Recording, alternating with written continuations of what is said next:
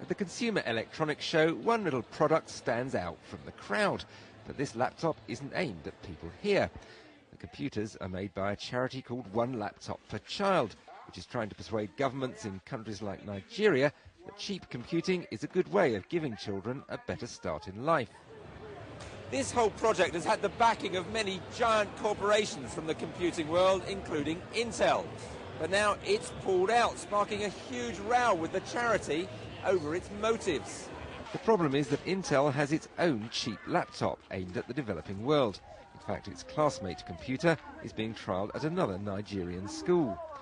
But the founder of One Laptop Per Child says Intel was telling governments not to buy his computer. They would go in even after we had signed contracts and try and persuade government officials to scrap their contract and sign a contract with them instead. That's not a partnership.